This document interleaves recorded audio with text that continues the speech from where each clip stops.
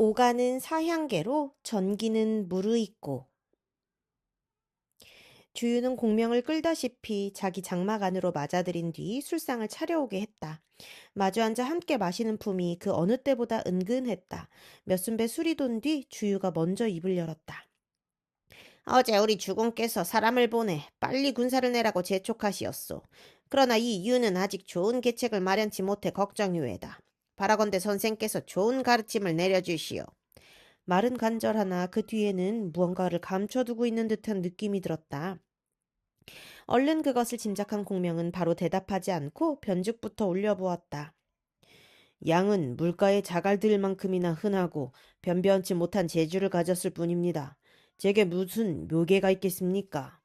그러자 주유도 더는 감추려 들지 않고 털어놓았다. 내가 어제 조조의 수체를 살펴보았는데 매우 엄정하면서도 법도에 맞는 것이라 어지간히 처부수기 힘들어 보였소. 생각 끝에 겨우 한 가지 계책을 내보기는 했지만 그게 들어맞을지 안 맞을지를 모르겠구려. 선생께서 들어보시고 나를 위해 결단을 내려주신다면 그보다 더 고마운 일이 없겠소이다. 그때 공명이 문득 손을 저어 주유의 다음 말을 막았다. 도독께서는 잠시 말씀을 뒤로 미루십시오. 이 양도 한 계책을 생각해 본 게 있으니 각자 자기의 계책을 손바닥 안에 쓴 뒤 한꺼번에 펴보는 것도 재미있겠습니다.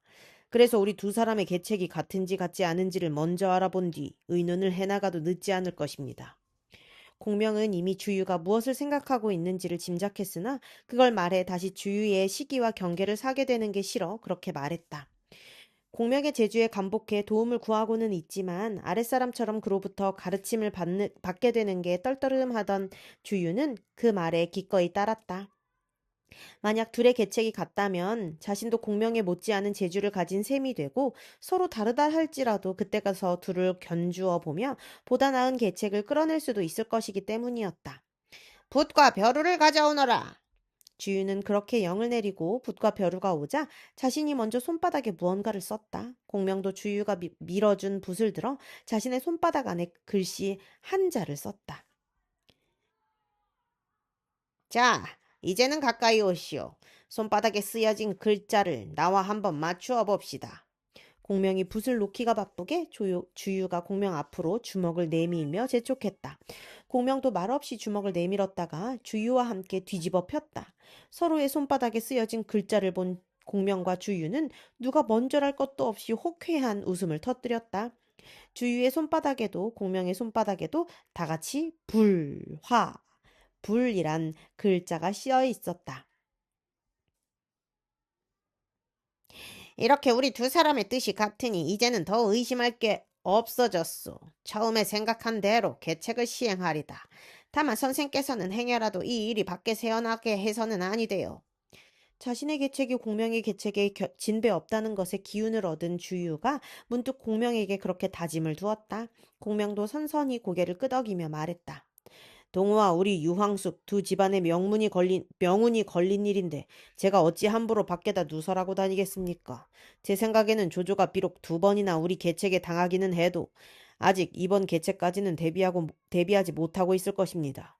이번에 도독께서 힘을 다해 계책을 베푸신다면 반드시 이기실 수 있습니다.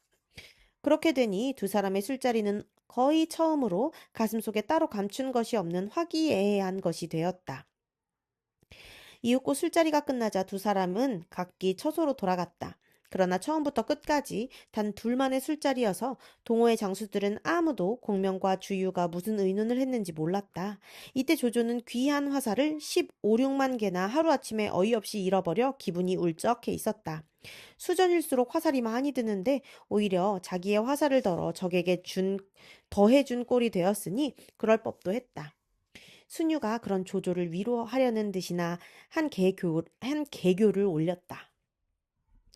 강동에는 주유와 제갈량 두 사람이 있어 계책을 쓰니 급하게 적을 깨치기는 어려울 것입니다.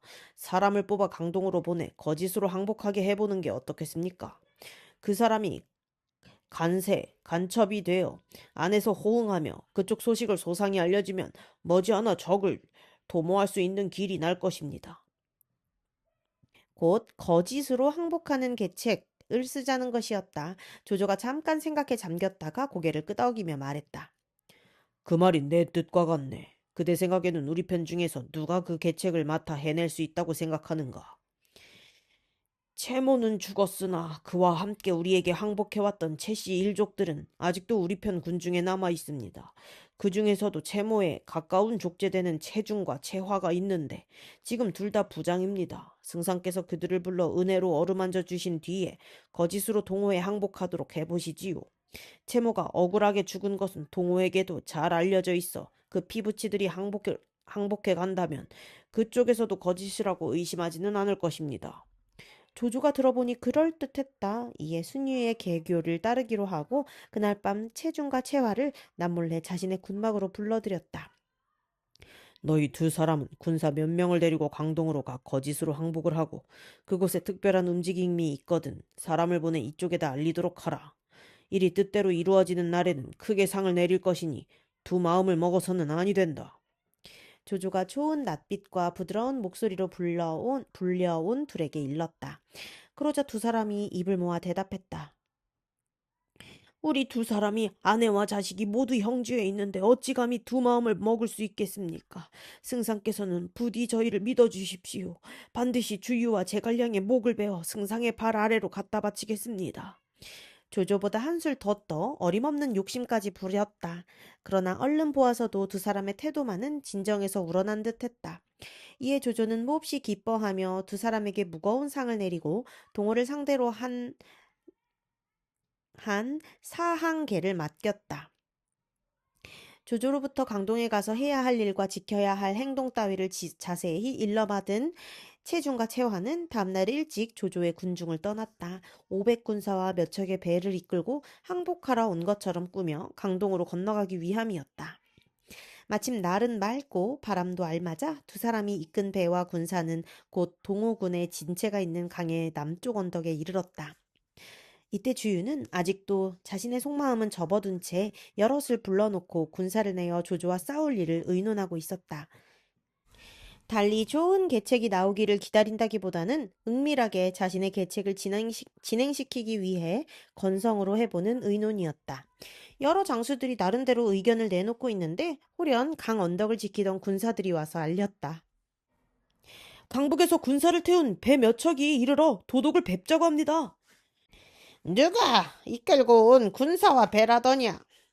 무슨 일인지 얼른 짐작이 가지 않아 주유가 그 군사에게 물었다. 조조 아래서 부장 노릇을 하던 채중과 채화라 했습니다. 들게 하라. 조조군에서 왔다는 말에 긴장한 표정을 지으며 주유가 일렀다. 오래잖아 두 사람의 장수가 들어오더니 주유 앞에 엎드리며 구슬픈 울음부터 쏟아놓았다. 주유가 물었다.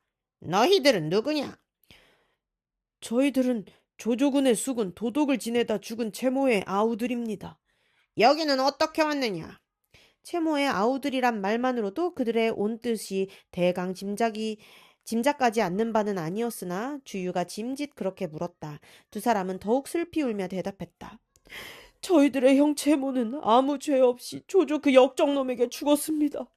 우리 두 사람은 그런 형의 원수를 갚고자 특히 이렇게 찾아와 항복을 드립니다. 거두어만 주신다면 선봉이 되어 목숨 걸고 싸우겠습니다.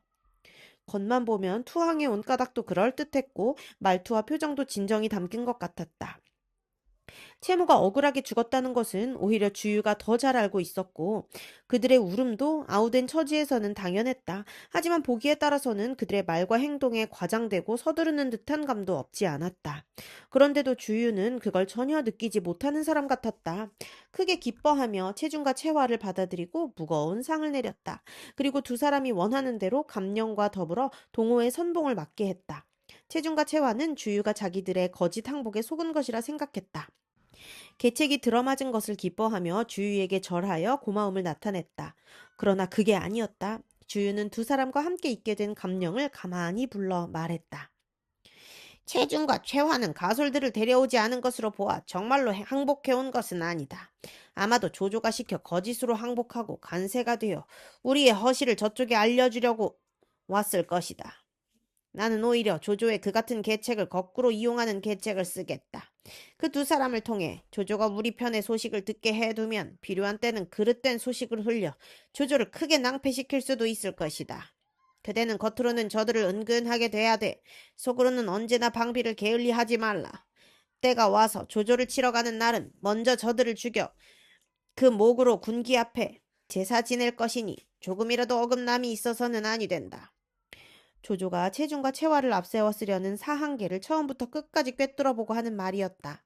감령이 명을 받고 물러난 지 얼마 안 돼 노숙이 주유를 보러 왔다. 그도 체중과 체화에게서 미심쩍은 점을 본 것 같았다. 아무래도 체중과 체화는 항복에는 거짓인 듯한 데가 많습니다. 함부로 받아들여서는 아니 될 것입니다. 노숙이 그렇게 걱정하자 주유가 꾸짖듯 노숙을 몰아세웠다. 조조가 그 형을 죄 없이 죽인 까닭에 그 원수를 갚으려고 우리에게 항복해온 사람들인데 거짓은 무슨 거짓이란 말이오. 공은 그렇게 의심이 많아서야 어떻게 천하의 의사들을 받아들일 수 있겠소이까. 조금 전 감령에게 영을 내릴 때와는 생판 딴소리였다. 그만큼 주유는 자신의 계책을 은밀히 하는데 철저하였다. 노숙은 더 할 말이 없는 게 아니었으나 주유가 워낙 성까지 내며 몰아세우니 더 입을 열지 못하고 주유 앞을 물러나왔다. 하지만 아무래도 마음이 개운해지지 않아 공명을 찾아보고 그 일을 말했다. 노숙의 이야기를 듣고 난 공명은 다만 빙긋이 웃을 뿐 말이 없었다. 공명은 어째서 웃으시오? 노숙이 못마땅한 듯 공명에게 물었다. 그제서야 공명이 까닭을 일러주었다. 나는 자경이 공근의 개교 쓰는 법을 너무 몰라주는 게 우스웠을 뿐이요.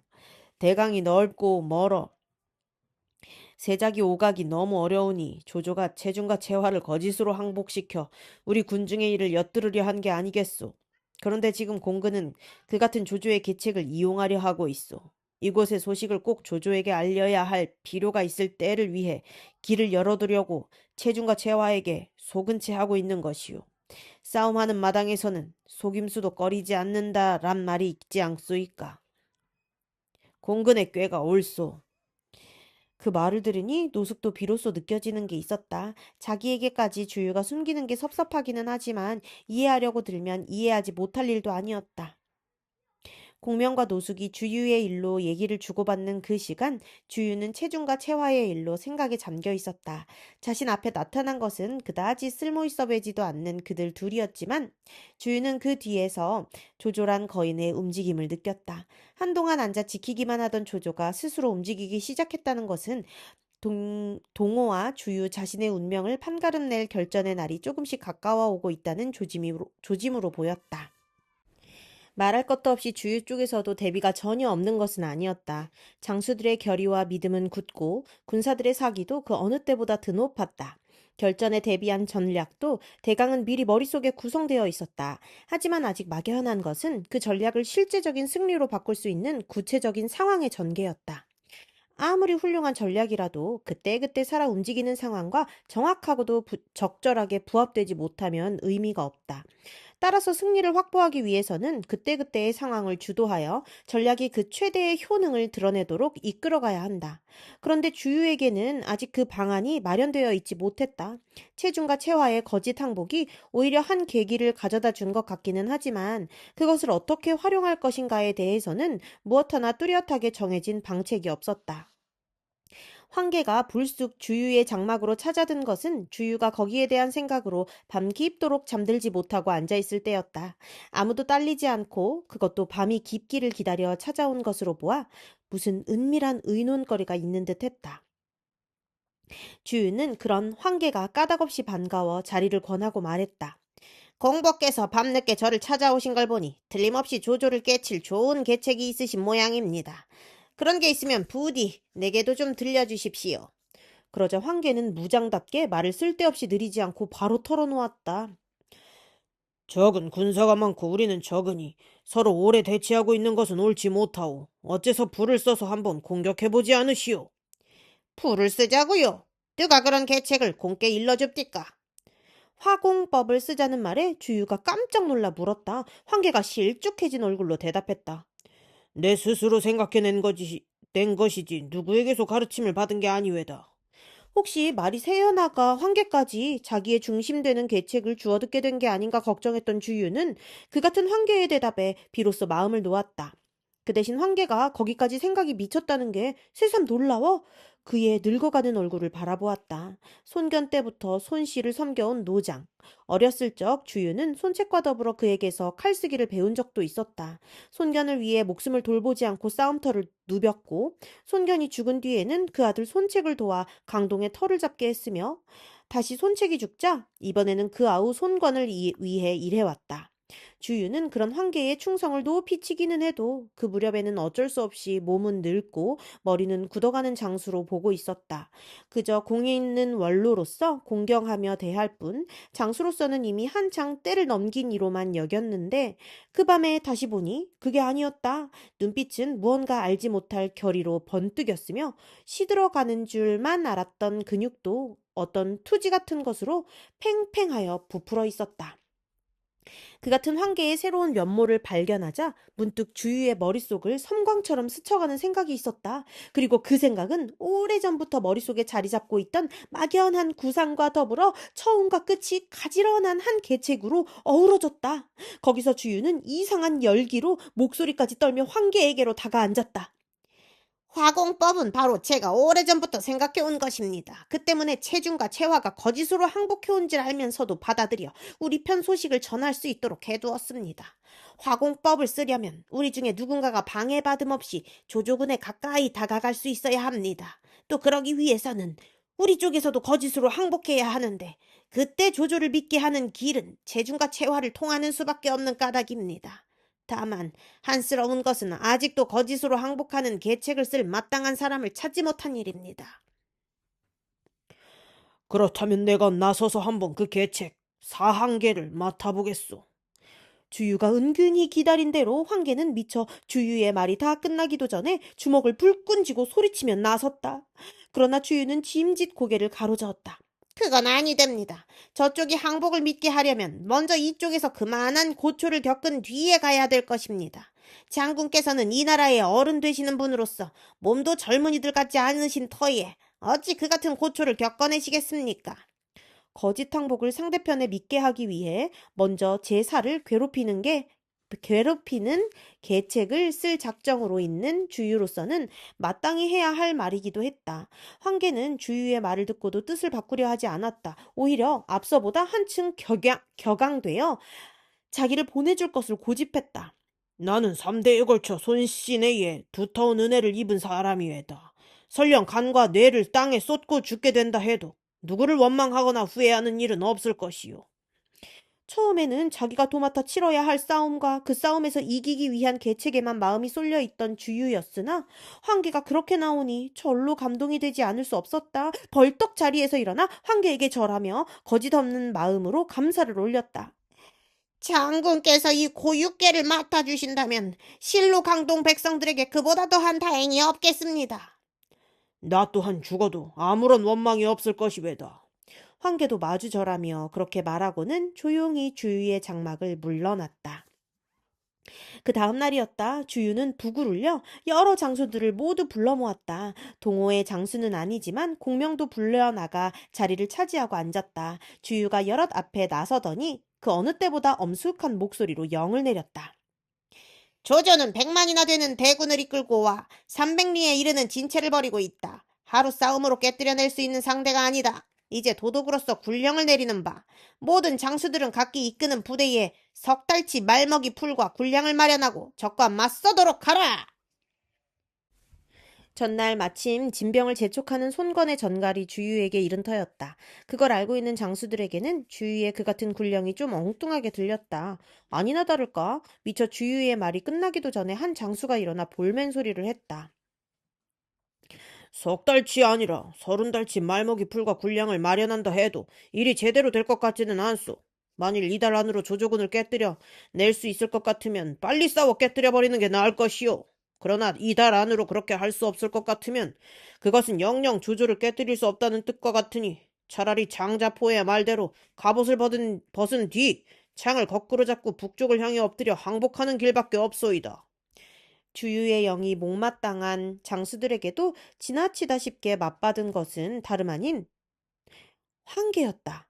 모두 일이 어떻게 될까 걱정하고 있는데 얼굴이 시뻘개진 주유가 성을 이기지 못해 소리소리 지르며 황계를 꾸짖었다.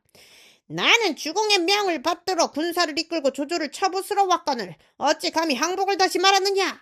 양쪽의 군사들이 서로 맞서고 있는 이 마당에 너는 그 같은 소리로 우리 군사들의 마음을 흐트러지게 하였으니 너 같은 자를 목배지 않고서 어찌 무리를 명에 따르게 할 수 있으랴? 그러고는 좌우에 있는 군사들을 돌아보며 호령했다. 어서 저놈을 끌어내 목을 베어 내게 가져다 보이도록 하라. 황계도 가만히 있지 않았다. 역시 성난 목소리로 주유를 마구 꾸짖었다. 나는 돌아가신 바로 장군을 따라 동남을 휩쓸고 다니던 때부터 이제까지 3대에 걸쳐 이 나라를 위해 싸워온 사람이다. 그런데 너는 도대체 어디서 왔느냐? 어디서 온 놈이기에 주둥이에 노란 털도 벗지 못한 것이 나를 이리 작게 보느냐? 그 말에 주유는 더욱 펄펄 뛰었다. 한편으로는 황계를 꾸짖으면서 다른 한편으로는 무사들을 재촉해 황계를 목베려 했다. 그 자리에 있던 장수들은 모두 놀라 어쩔 줄 몰랐다. 황계가 아무리 여러 대를 섬긴 노장이요 공신이라 하나 상대는 방금 동호의 군권을 한 손에 쥐고 있는 대도독 주유가 아닌가. 보다 못한 감령이 나서서 황계를 위해 주유에게 빌었다. 공복은 우리 동호의 오래된 신하입니다. 도독께서는 그 점을 보아서라도 너그러이 용서해 주십시오. 주유와 황계가 짜고 버리는 소동이란 걸 모르고 끼어들었으니 그 말이 간곡하지 않을 수 없었다. 주유는 그런 감령마저 내막도 모르는 연극에 끌어 넣었다. 너는 또 어찌하여 여러 말로 내 법도를 어지럽히려 드느냐? 그렇게 감령을 꾸짖은 뒤 좌우를 향해 매섭게 영을 내렸다. 여봐라! 먼저 이놈부터 몽둥이로 흠씬 두들겨 내쫓아라! 감령이 동호에서 그리 낮은 장수가 아니었으나 주유가 워낙 불같이 설쳐대니 무사들도 어쩔 수가 없었다. 황계는 제쳐놓고 감령부터 몽둥이질을 해 내쫓았다. 주유로서는 감령에게 미안하기 짝이 없는 일이었지만 다른 사람들이 보기에는 황계에게 떨어진 불이 감령에게 올마붙은 것쯤으로 보였다. 하지만 어쨌든 황계가 그만한 잘못으로 목이 떨어지는 것을 보고만 있을 수는 없는 일이었다. 감령이 몽둥이질을 당하고 쫓겨난 걸 보았으면서도 장수들이 모두 주유 앞에 나가 무릎을 꿇고 빌었다. 황계의 죄는 비록 죽어 마땅하나 다만 그를 죽이는 것은 군에 이롭지 못할까 두렵습니다. 바라건대 도독께서는 너그러이 살피시어 잠시 그의 죄를 기록만 해두고 목 베는 일은 뒤로 미루어 주십시오. 황계의 목은 조조를 깨뜨린 뒤에 베어도 늦지 않을 것입니다. 용서를 받지는 못해도 우선 시간이나 벌어놓고 보자는 생각들이었다. 그렇게만 되어도 손건에게 알리거나 주유 스스로 화가 풀어져 황계가 살 길이 생겨날 수 있을 것 같았기 때문이었다. 그래도 주유는 성이 가라앉지 않은 표정이었으나 모든 관원들이 한결같이 나서서 애걸하니 할 수 없이 져주는 척했다. 마음이 내키지 않는 목소리로나마 황계의 목숨만은 붙여주었다. 모든 관원들의 낯을 보아 네 목을 베지는 않으리라. 네가 죽음을 면하게 된 것은 오직 그 덕분인 줄 알아라. 매섭게 황계를 노려보며 그렇게 말하고는 무사들에게 이미 내렸던 명을 고쳤다. 목을 베는 대신 척장 100대를 때려 황계의 죄를 밝히도록 하라. 하지만 척장 100도 가벼운 형이 아니었다. 늙은 황계가 죽지 않고 받아 넘길지가 걱정이었다. 이에 여러 관원들이 다시 주유에게 몰려가 빌었다. 척장 100은 너무 과합니다. 황계의 나이를 헤아려 주십시오. 하지만 이번에는 어림도 없었다. 주유는 재성을 이기지 못해 앞에 놓인 탁자를 밀쳐 뒤집으며 몰려든 사람을 꾸짖어 물리쳤다. 사람들이 움찔해 물러나자 주유는 날선 목소리로 눈치만 보고 있는 무사들을 재촉했다. 군령을 어기면 어찌 되는지 모르느냐? 어서 형을 시행하라. 그렇게 되니 무사들도 하는 수가 없었다. 황계의 옷을 벗긴 뒤 땅바닥에 엎어놓고 매질을 시작했다. 주유가 내려다보며 다잡는 매질이라 단 한 대도 헛매가 없이 50대를 채웠을 때였다. 보다 못한 장수들이 또 주유 앞에 엎드려 애걸했다. 주유도 막상 황계의 살이 찢어지고 피가 튀는 걸 보자 어느 정도는 속이 풀린 듯했다. 매질은 그치게 하였으나 그래도 분을 완전히 사귀지는 못한 사람처럼 벌떡 몸을 일으키더니 황계를 가리키며 꾸짖었다. 네가 감히 나를 하찮게 보다니. 이제 여럿의 낯을 보아 몽둥이질을 그만두게 한단마는 남은 50대를 두었다가 뒷날 다시 태만하는 일이 있으면 그 2배로 베풀리라. 그러고는 자기 장막으로 들어가는데 그때까지도 분을 사귀지 못한 꾸짖음이 끊이지 아니했다. 주유가 돌아가자 남은 장수들이 우르르 달려가 황계를 부축해 일으켰다. 황계의 모습은 실로 눈뜨고 보기 어려울 만큼 처참했다. 모진 매로 살껍질은 찢어지고 드러난 속살에서는 붉은 피가 샘솟듯했다. 떠매고 황계의 진체로 돌아가는 동안에도 몇 번이나 정신을 잃고 늘어지니 곁에서 본 사람들은 물론 그 일을 전해들은 사람들조차도 눈물을 금치 못했다. 여럿과 함께 그 일을 처음부터 끝까지 보았던 노숙은 속이 답답했다. 주유의 재주를 믿고 있기는 하였으나 3대에 걸친 황계의 공 또한 적은 것은 아니었다. 거기다가 이미 늙어가는 원로장수를 대단찮은 죄로 초죽음을 시켜놓았으니 앞일이 어찌 될까 걱정이었다. 정보를 비롯한 황계의 또래의 구장들도 가만히 있지 않을 것 같으려니와 그 같은 장수들의 다툼이 군사들의 사기에도 적지 않이 영향을 미칠 것만 같았다. 답답한 나머지 공명을 찾아보고 푸념했다.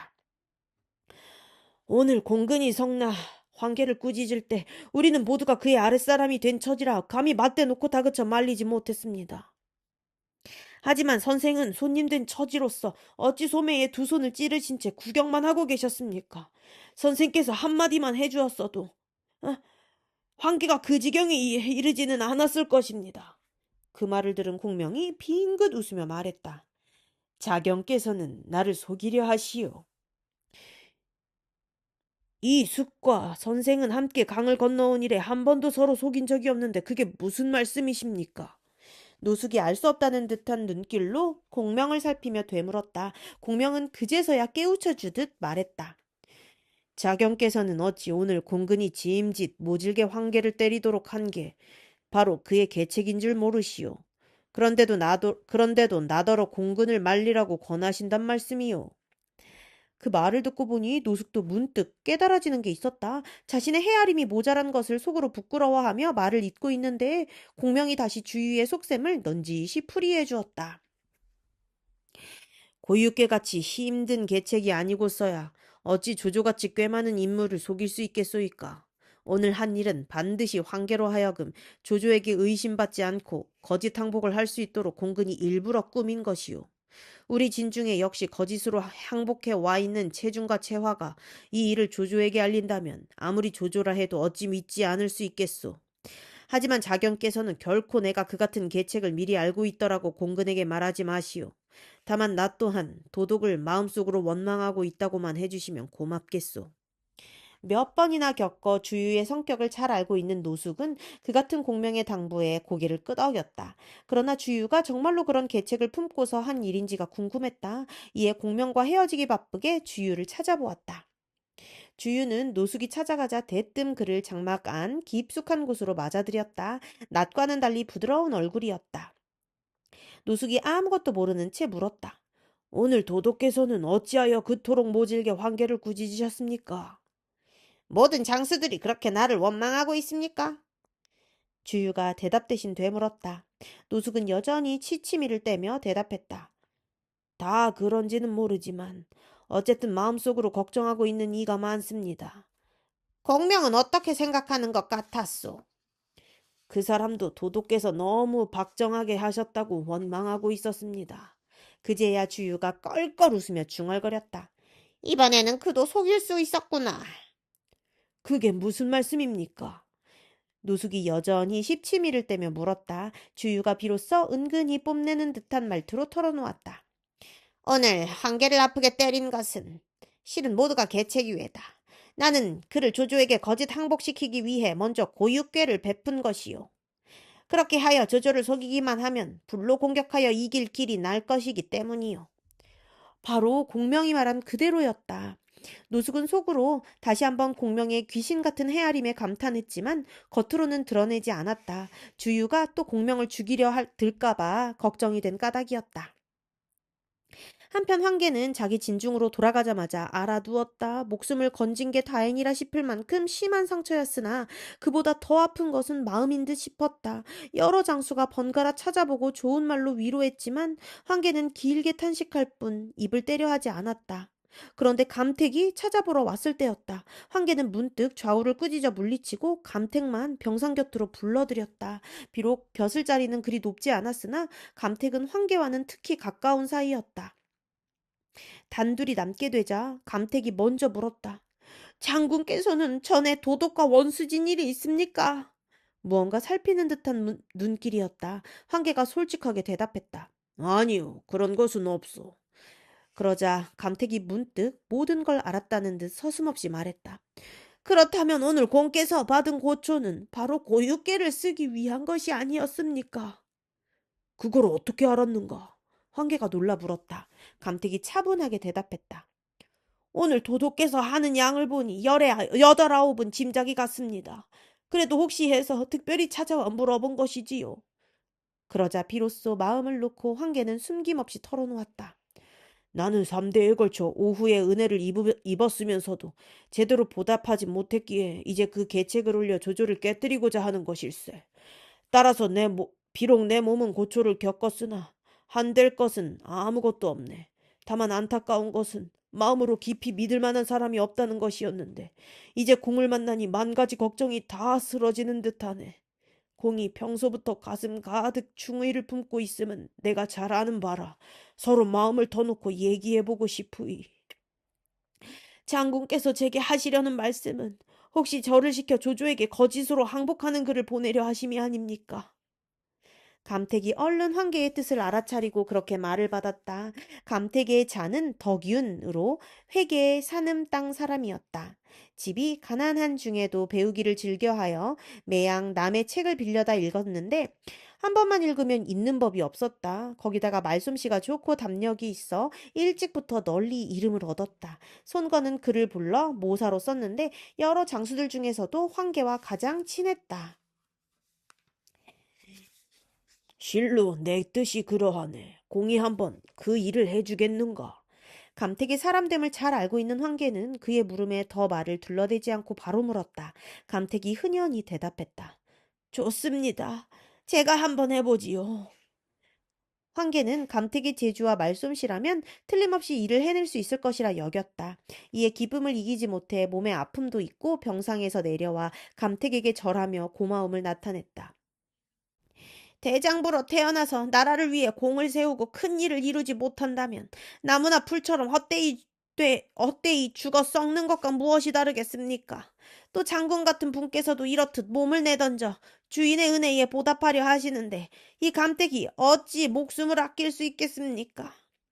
감택은 그렇게 겸양의 말을 한 뒤 제 편에서 오히려 서둘렀다. 이를 늦추었다가는 어떤 변이 일어날지 모릅니다. 얼른 떠나게 해주십시오. 글은 이미 닦아두었네, 그려. 황계가 더욱 감격한 얼굴로 감추어두었던 글 한 통을 찾아 내밀었다. 일이 되려고 그러는지 절로 손발이 척척 맞는 판국이었다. 황계의 편지를 받아 갈무리한 감택은 그날 밤 고기잡이 늙은이로 꾸민 뒤 작은 배를 훔쳐내어 강을 건넜다. 두말할 것도 없이 북쪽에 있는 조조의 진체를 향해서였다. 차가운 밤하늘엔 별만 가득한데 강을 가로지르는 감택의 배는 삼경 무렵하여 조조의 진체에 이르렀다. 강을 지키고 있던 조조의 군사들이 감택을 붙들고 한밤인데도 조조에게 그 일을 알렸다. 간세가 아니던가. 조조가 그렇게 묻자 알리러 온 군사가 대답했다. 다만 한 사람이 고기잡이 늙은이 같은 꼴을 하고 있었습니다만 스스로는 말하기를 동호회 모사 감택이라고 했습니다. 중한 기밀이 있어 승상을 배우러 왔다고 합니다. 그 말에 긴장한 조조는 곧 감택을 불러들이도록 했다. 감택이 군사의 인도로 조조의 장막에 이르러 보니 촛불이 휘황하게 밝혀진 가운데 조조가 등받이에 기대어 위엄을 갖추고 앉아 있었다. 조조가 감택을 보고 대뜸 물었다. 그대는 동호회 참모라고 하면서 무슨 일이 있어 여기로 왔는가? 내가 듣기로 조승상은 어진이 구하기를 목마른 자가 물을 찾듯 한다더니 터무니없는 말이었구나. 황공복, 실로 당신은 크게 잘못 생각했구려. 감택은 대답 대신 그런 한탄부터 앞세웠다. 조조의 사람 맞는 태도가 겸손하지 못함을 걸고 드는 말이었다. 그러나 조조는 크게 동요되는 기색 없이 실눈을 지어 감택을 살피며 대답을 재촉했을 뿐이었다. 나와 동호는 아침 저녁으로 군사를 맞대 싸우고 있다. 그런데 그대가 이렇게 홀로 왔으니 어찌 그 까닭을 묻지 않겠는가? 자신을 격하게 만들려는 감택의 수작쯤은 다 알고 있다는 듯한 조조의 말투였다. 감택은 그토록 매서운 조조의 헤아림에 은근히 놀랐다. 쓸데없이 격동시키는 이보다는 먼저 솔깃한 말부터 들려주는 게 나으리라 생각하고 자신이 온 까닭부터 밝혔다. 황계는 동호를 3대째나 섬기고 있는 오래된 신하였습니다. 이번에 주위로부터 여러 장수들이 보는 앞에서 큰 잘못도 없이 모진매를 맞았습니다. 이에 그 분함과 한스러움을 이기지 못하고 승상께 투항하여 원수 갚을 계책을 꾸미고 있는 바, 특히 저를 보고 함께 일을 꾀해보자고 했습니다. 저와 황계는 비록 성이 다르나 정은 골육에 못지 않습니다. 그가 시키는 대로 밀서를 바치러 왔는데 승상께서는 받아주실 수 있겠습니까? 하지만 역시 조조는 달랐다. 적의 이름난 장수가 항복을 하러 사람을 보냈다면 마땅히 기뻐하고 볼 일이었으나 그는 표정 하나 변하지 않았다. 그 편지가 어디 있는가? 그렇게 목소리도 차갑게 들릴 만큼 차분했다. 감택이 품 안에서 황계의 밀서를 꺼내 말없이 조조에게 바쳤다. 봉함을 찢은 조조는 등불을 당겨놓고 안에 든 글을 읽어나갔다. 거기에는 대략 이런 뜻이 담겨 있었다. 이 황계는 손시내에 두터운 은혜를 입어온 터라 본시 두 마음을 품을 수 없는 자입니다. 그러나 오늘날의 사세를 논하자면 지금 강동은 겨우 6군에 얼마 안 되는 군세로 중원의 100만 대군을 맞서려 하고 있으니 적은 군사가 많은 군사를 당할 수 없음을 천하가 다 알 수 있는 일입니다. 동호의 장수와 벼슬아치들도 어리석고 슬기로움을 가리지 않고 한결같이 그 같은 일에 불가함을 알고 있는데 오직 주유 어린 것만이 얕고 어리석은 고집에 빠져 스스로의 재주만 믿고 계란을 들어 바위를 치려 하고 있습니다. 뿐만 아니라 주유는 임금이라도 된 양 함부로 아랫사람에게 벌과 복을 내리어 죄 없는 사람이 형을 받고 공 있는 사람이 상을 받지 못하고 있습니다. 이 황계 또한 동호에 여러 대를 섬긴 오랜 신하임에도 까닭없이 욕을 보았으니 마음이 한스럽기 실로 그지없습니다. 엎드려 듣건대 승상께서는 정성을 다해 사람을 맡고 옛일을 마음에 끼는 법 없이 선비들을 받아들이신다 했습니다. 이 황계 비록 동호의 녹을 먹으며 여러 번 승상께 대적한 일이 있으나 이제 무리를 이끌고 승상께 항복하여 공을 세움과 아울러 주유 그 어린 것에게 당한 욕을 씻고 싶습니다. 군량과 말먹이 풀이며 술의 병장기까지 배가 나는 대로 바치고자 하는 바 피눈물을 흘리며 절하고 아뢰오니 부디 저를 의심하지 말아 주십시오. 조조는 앞에 놓인 탁자 위에 황계의 편지를 얹어놓고 연함은 번이나 뒤적이며 살폈다. 그러다가 문득 탁자를 치며 눈을 흡떠 감택을 노려보고 성난 목소리로 꾸짖었다. 황계는 고육계를 써서 너로 하여금 거짓으로 항복하는 글을 전하게 하였음이 분명하다. 내가 걸려들면 다시 딴 수작을 부리려는 것이겠지. 이놈! 너는 내가 누군 줄 알고 감히 이렇게 와 놀리고 욕배려 드느냐? 그러고는 좌우를 돌아보며 영을 내렸다. 여봐라! 무엇들 하느냐? 어서 저놈을 끌어내 목 빼지 못할까? 감택은 속으로 뜨끔했으나 전혀 뜻밖은 아니었다. 어떤 조조라고 몇 마디 달콤한 말과 글 한 통에 넘어가겠는가. 오히려 감택의 대비는 조조가 그렇게 나올 때를 위하여 더 잘 마련되어 있었다. 무사들에게 끌려 나가면서도 낯색 하나 변함없이 하늘을 우러러보며 껄껄거렸다. 내가 이미 니놈의 간사한 계책을 알아보았는데 넌 무엇이 좋아 그렇게 웃느냐? 이상히 여긴 조조가 감택을 다시 끌어오게 해놓고 물었다. 감택이 웃음을 그치고 한스러운 듯 말했다. 나는 무엇이 좋아 웃는 게 아니외다. 다만 황계가 사람을 알아보지 못한 것을 비웃었을 뿐이요. 어찌하여 사람을 알아보지 못했단 말이냐? 조조가 다시 물었다. 너무도 태연스런 감택의 언동에 자신의 짐작에 대한 믿음이 흔들린 것 같았다. 죽이려면 빨리 죽일 것이지 웬 물음이 그리 많으냐. 어서 나를 죽여라. 감택은 짐짓 허세를 부려 조조의 궁금증을 돋우었다. 이제는 말까지도 함부로 했다. 조조도 더는 흔들리지 않으려고 애쓰며 매섭게 몰아댔다. 나는 어려서부터 병서를 많이 읽어 간사한 속임수를 꾸민 계책은 다른 사람이라면 속일 수 있었을지 모르지만 나는 속이지 못한다. 네가 읽은 그 책에서는 도대체 어떤 게 관계라고 하더냐? 감택은 움츠려들기는커녕 오히려 조조를 비웃듯 물었다. 그래도 조조는 냉정을 잃지 않고 대답했다. 너희들의 관계가 어디서 드러나게 되었는지 알아야 니놈이 죽어도 한이 없으리라 여겨 일러준다. 너희들이 진심으로 항복해 올 뜻이 있다면 어찌 이 글이 그 날짜와 시각을 밝히지 않았느냐? 그래놓고도 니놈이 이렇듯 뻗댈 수 있느냐?